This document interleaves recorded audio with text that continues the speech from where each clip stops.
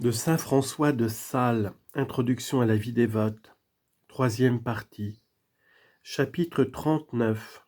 de l'honnêteté du lit nuptial. Le lit nuptial doit être immaculé, comme l'apôtre l'appelle, c'est-à-dire exempt d'impudicité et autres souillures profanes. Aussi le saint mariage fut premièrement institué dedans le paradis terrestre, où jamais, jusqu'à l'heure,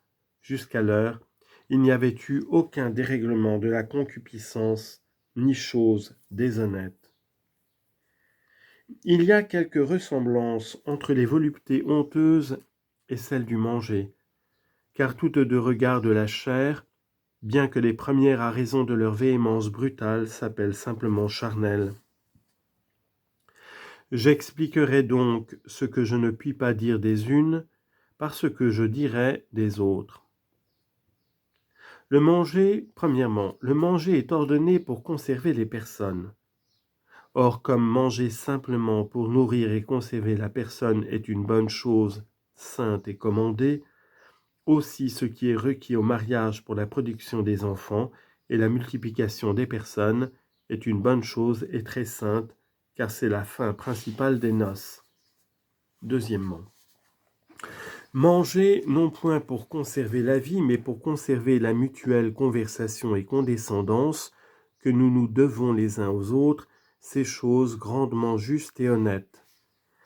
Et de même, la réciproque et légitime satisfaction des parties au saint mariage est appelée par saint Paul devoir. Mais devoir si grand qu'il ne veut pas que l'une des parties s'en puisse exempter sans le libre et volontaire consentement de l'autre, non pas même pour les exercices de la dévotion, qui m'a fait dire le mot que j'ai mis au chapitre de la Sainte Communion pour ce regard. Combien moins donc peut-on s'en exempter pour des capricieuses prétentions de vertu ou pour les colères et dédains. Troisièmement, comme ceux qui mangent pour le devoir de la mutuelle conversation doivent manger librement et non comme par force, et de plus s'essayer de témoigner de l'appétit, aussi le devoir nuptial doit être toujours rendu fidèlement, franchement, et tout de même comme si c'était avec espérance de la production des enfants, encore que, pour quelque occasion, on n'eût pas telle espérance. Quatrièmement, manger non point pour les deux premières raisons, mais simplement pour contenter l'appétit, c'est chose supportable, mais non pas pourtant louable. Car le simple plaisir de l'appétit sensuel ne peut être un objet suffisant pour rendre une action louable. Il suffit bien si elle est supportable. Cinquièmement, manger non point par simple appétit, mais par excès et dérèglement, c'est chose plus ou moins vitupérable, selon que l'excès est grand ou petit. Sixièmement, or l'excès du manger ne consiste pas seulement en la trop grande quantité, mais aussi en la façon et manière de manger.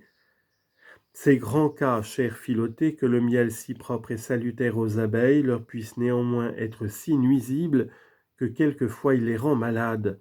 comme quand elles en mangent trop au printemps, car cela leur donne le flux de ventre, et quelquefois il les fait mourir inévitablement, comme quand elles sont emmiellées par le devant de leur tête et de leurs ailerons. À la vérité, le commerce nuptial qui est si saint, si juste, si recommandable, si utile à la République, est néanmoins en certains cas dangereux à ceux qui le pratiquent, car quelquefois il rend leurs âmes grandement malades de péchés véniels, comme il arrive par les simples excès, et quelquefois il les fait mourir par le péché mortel, comme il arrive lorsque l'ordre établi pour la production des enfants est violé et perverti, auquel cas, selon qu'on s'égare plus ou moins de cet ordre, les péchés se trouvent plus ou moins exécrables, mais toujours mortels. Car d'autant que la procréation des enfants est la première et principale fin du mariage, jamais on ne peut loisiblement se départir de l'ordre qu'elle requiert, quoique pour quelque autre accident, elle ne puisse pas, pour lors, être effectuée, comme il arrive quand la stérilité ou la grossesse déjà survenue empêche la production et génération. Car en ces occurrences, le commerce corporel ne laisse pas de pouvoir être juste et sain, moyennant que les règles de la génération soient suivies, aucun accident ne pouvant jamais préjudicier à la loi que la fin principale du mariage a imposée. Certes, l'infâme et exécrable action que Onan faisait en son mariage était détestable devant Dieu, ainsi que le dit le sacré texte du 38e chapitre de Genèse. Et bien que quelques hérétiques de notre âge, 100 fois plus blâmables que les cyniques, desquels parle saint Jérôme sur l'épître aux Éphésiens, aient voulu dire que c'était la perverse intention de ce méchant qui déplaisait à Dieu,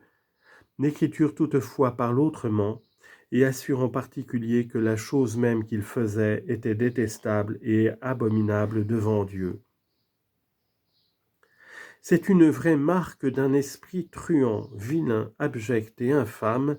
de penser aux nourritures et à la mangeaille avant le temps du repas, et encore plus quand après celui-ci on s'amuse au plaisir que l'on a pris à manger, s'y entretenant par parole et pensée, et vautrant son esprit dedans le souvenir de la volupté que l'on a eue en avalant les morceaux, comme font ceux qui devant dîner tiennent leur esprit en broche, et après dîner dans les plats, gens dignes d'être souillards de cuisine, qui font, comme dit saint Paul, un dieu de leur ventre.